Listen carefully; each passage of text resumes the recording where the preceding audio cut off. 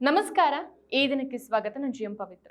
ದೇಶದಲ್ಲಿ ಹಿಂದೂಗಳ ಸಂಖ್ಯೆ ಕಡಿಮೆ ಆಗ್ತಾ ಇದೆ. ಪರಿಣಾಮ ಹಿಂದೂಗಳ ಧಾರ್ಮಿಕ ನಂಬಿಕೆಗಳ ಮೇಲೆ ನಿಧಾನವಾಗಿ ನಿರ್ಬಂಧ ಹೇರುವ ವಾತಾವರಣ ಸೃಷ್ಟಿಯಾಗ್ತಾ ಇದೆ.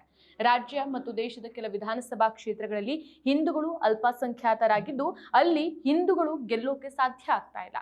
ಭಾರತದಲ್ಲಿ ಹಿಂದೂಗಳ ಸಂಖ್ಯೆ ಕಡಿಮೆ ಆಗಬಾರದು, ಬೇರೆಯವರ ಸಂಖ್ಯೆಯು ಹೆಚ್ಚಾಗಬಾರದು. ಇದು ಬಿಜೆಪಿ ರಾಷ್ಟ್ರೀಯ ಸಂಘಟನಾ ಪ್ರಧಾನ ಕಾರ್ಯದರ್ಶಿ ಬಿಎಲ್ ಸಂತೋಷ್ ಅವರ ನುಡಿಮುತ್ತುಗಳು. ಬಿಜೆಪಿ, ಆರ್ಎಸ್ಎಸ್ ಹಾಗೂ ಸಂಘ ಪರಿವಾರದವರ ಈ ರೋಧನೆ ಇಂದು ಅಥವಾ ನಿನ್ನೆದಲ್ಲ. ದಿನ ಬೆಳಗಾದ್ರೆ ಭಾರತದಲ್ಲಿ ಹಿಂದೂಗಳ ಸಂಖ್ಯೆ ಕಡಿಮೆ ಆಗ್ತಾ ಇದೆ, ಮುಸ್ಲಿಮರ ಸಂಖ್ಯೆ ಭಾರೀ ಪ್ರಮಾಣದಲ್ಲಿ ಹೆಚ್ಚಾಗ್ತಾ ಇದೆ. ಪಾಕಿಸ್ತಾನ, ಬಾಂಗ್ಲಾದೇಶದಂತೆ ಭಾರತದಲ್ಲಿಯೂ ಸಹ ಹಿಂದೂಗಳು ಅಲ್ಪಸಂಖ್ಯಾತರಾಗ್ಬಿಡ್ತಾರೆ ಅಂತ ಪ್ರಧಾನಿ ಮೋದಿ ಆದಿಯಾಗಿ ಹಿಂದುತ್ವ ಕೋಮುವಾದಿ ಸಂಘಟನೆಗಳ ನಾಯಕರು ಬಾಯ್ ಬಡ್ಕೊಳ್ತಿದ್ದಾರೆ. ಹಿಂದೂಗಳಲ್ಲಿ ಆತಂಕ ಹುಟ್ಟಿಸೋದ್ರ ಜೊತೆಗೆ ಕೋಮು ದ್ವೇಷದ ವಿಷವನ್ನು ಬಿತ್ತುತ್ತಿದ್ದಾರೆ. ಕೋಮು ಗಲಭೆ, ಹಿಂಸಾಚಾರಗಳಿಗೆ ಪ್ರಚೋದನೆ ನೀಡ್ತಾನೆ ಇದ್ದಾರೆ. ಅಂದಹಾಗೆ ದೇಶದಲ್ಲಿ ಜನಗಣತಿ ನಡೆದು 15 ವರ್ಷಗಳಾಗಿದೆ. 2011ರ ಜನಗಣತಿ ಪ್ರಕಾರ ಭಾರತದಲ್ಲಿ ಒಟ್ಟು ಜನಸಂಖ್ಯೆ 121.09 ಕೋಟಿ. ಇವರಲ್ಲಿ ಹಿಂದೂಗಳು 96.63 ಕೋಟಿ ಅಂದ್ರೆ 79.8%, ಮುಸ್ಲಿಮರು 17.22 ಕೋಟಿ ಅಂದ್ರೆ 14.2%. ಆದ್ರೆ 2017ರಿಂದ ಈಚೆಗೆ ಬಿಜೆಪಿ ಮತ್ತು ಸಂಘ ಪರಿವಾರ ಮುಸ್ಲಿಮರ ಸಂಖ್ಯೆ 43% ಅಷ್ಟು ಹೆಚ್ಚಾಗಿದೆ ಅಂತ ಬಡಬಡಾಯಿಸ್ತಾ ಇದೆ.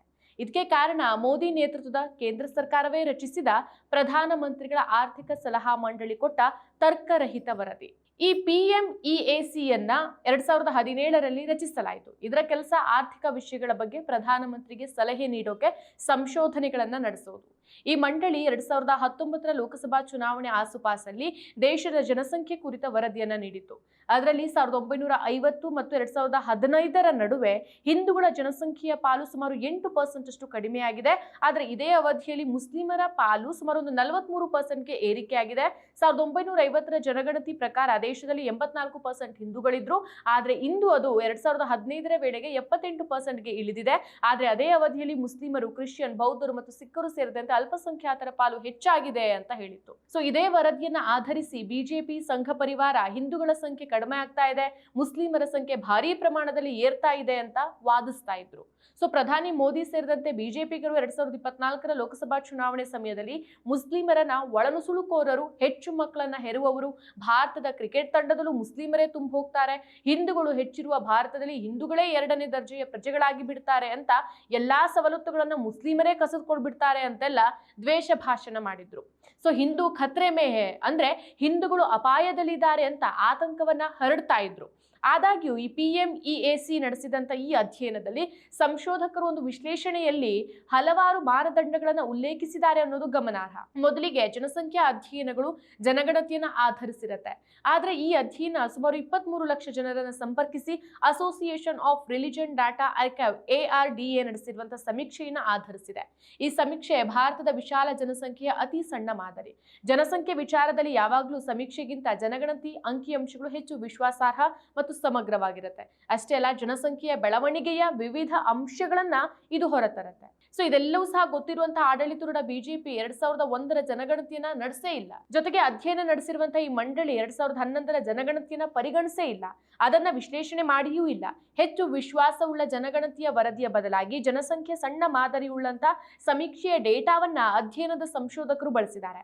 ಮತ್ತೊಂದು ವಿಚಾರ, ಅಧ್ಯಯನ 1950ರ ಜನಸಂಖ್ಯೆಯ ಅಂಕಿಅಂಶಗಳನ್ನ 2015ರ ಅಂಕಿಅಂಶಗಳ ಜೊತೆಗೆ ಹೋಲಿಸಿದೆ. ಅದು ಕೂಡ ತಪ್ಪು ವಿಧಾನ. ಅಂದ್ರೆ ಈ ಅಧ್ಯಯನ ಎಷ್ಟು ವಿಶ್ವಾಸಾರ್ಹ ಅನ್ನೋದಕ್ಕೆ ಇದು ಕನ್ನಡಿ ಹಿಡಿಯುತ್ತೆ.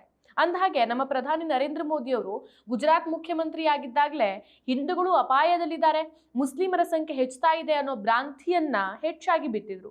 ಗುಜರಾತಲ್ಲಿ ಮುಸ್ಲಿಮರು ಆಶ್ರಯ ಪಡೆದಿದ್ದಂಥ ನಿರಾಶ್ರಿತ ಶಿಬಿರಗಳನ್ನ ಮುಚ್ಚೋಕೆ ಮುಂದಾಗಿದ್ದಂಥ ಮೋದಿ ಆ ನಿರಾಶ್ರಿತರ ಶಿಬಿರಗಳನ್ನ ಮಕ್ಕಳನ್ನ ಉತ್ಪಾದಿಸುವ ಕಾರ್ಖಾನೆಗಳು ಅಂತ ಹೇಳಿದ್ರು. ಈಗ ಅದನ್ನೇ BL ಸಂತೋಷ್ ಸೇರಿದಂತೆ ಬಿಜೆಪಿ, ಸಂಘ ಪರಿವಾರದ ನಾಯಕರಿಂದ ಹಿಡಿದು ಕಾಲಾಳುಗಳವರೆಗೂ ಸಹ ಎಲ್ಲರೂ ಇದನ್ನೇ ಪ್ರತಿಪಾದಿಸ್ತಾರೆ. ಸೊ ಮುಸ್ಲಿಮರು ಹೆಚ್ಚು ಮಕ್ಕಳನ್ನ ಹೆರ್ತಿದ್ದಾರೆ ಅನ್ನೋದು ಸತ್ಯನಾ?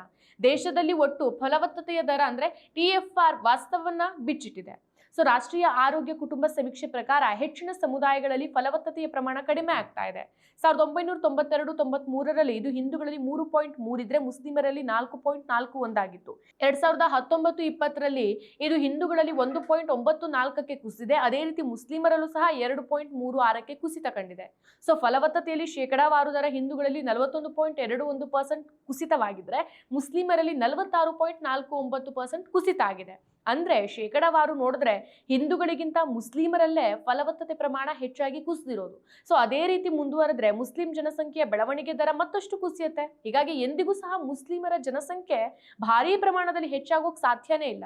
ಸೊ ಮುಸ್ಲಿಮರು ಉದ್ದೇಶಪೂರ್ವಕವಾಗಿ ಮತ್ತು ಹಿಂದೂಗಳಿಗೆ ವಿರುದ್ಧವಾಗಿ ತಮ್ಮ ಜನಸಂಖ್ಯೆನ ಹೆಚ್ಚಿಸ್ತಿದ್ದಾರೆ ಅನ್ನೋ ಸುಳ್ಳು ನಿರೂಪಣೆಯನ್ನ ಹಿಂದುತ್ವ ಕೋಮುವಾದಿಗಳು ಎಗ್ಗಿಲ್ಲದೆ ಜನರ ಮನಸ್ಸಲ್ಲಿ ಬಿತ್ತುತ್ತಿದ್ದಾರೆ. ವಾಸ್ತವ ಅಂತಂದ್ರೆ ಭಾರತದಲ್ಲಿ ಹಿಂದೂಗಳು ಅಲ್ಪಸಂಖ್ಯಾತರಾಗಿ ಬಿಡ್ತಾರೆ ಅನ್ನೋದು ವಾಸ್ತವವೂ ಅಲ್ಲ, ಸಾಧ್ಯನೂ ಅಲ್ಲ. ಸೊ ಇದೊಂದು ಕೋಮು ರಾಜಕೀಯದ ಸುಳ್ಳು ನಿರೂಪಣೆ ಅಷ್ಟೇ. ಮಾಜಿ ಮುಖ್ಯ ಚುನಾವಣಾ ಆಯುಕ್ತ SY ಖುರೇಶಿ ಅವರ ಪುಸ್ತಕ the population myth, Islam, family planning and political in India ಅಂದ್ರೆ ಜನಸಂಖ್ಯಾ ಸುಳ್ಳು, ಇಸ್ಲಾಂ, ಭಾರತದಲ್ಲಿ ಕುಟುಂಬ ಯೋಜನೆ ಮತ್ತು ರಾಜಕೀಯ ಮಹಿಳೆಯರಲ್ಲಿನ ಫಲವತ್ತತೆ ಸಮಸ್ಯೆಗಳನ್ನ ಸಮಗ್ರವಾಗಿ ವಿವರಿಸಿದೆ. ಸೊ ಭಾರತದ 29 ರಾಜ್ಯಗಳ ಪೈಕಿ 24 ರಾಜ್ಯದಲ್ಲಿ ಮಹಿಳೆಯರ ಫಲವತ್ತತೆ ಪ್ರಮಾಣ ಈಗಾಗಲೇ 2.179ಕ್ಕೆ ಕುಸಿತವನ್ನ ಕಂಡಿದೆ. ಇದು ಸ್ಥಿರ ಜನಸಂಖ್ಯೆಯ ಒಂದು ಸೂಚಕವಾಗಿದೆ ಅಂತ ಈ ಪುಸ್ತಕ ಹೇಳುತ್ತೆ.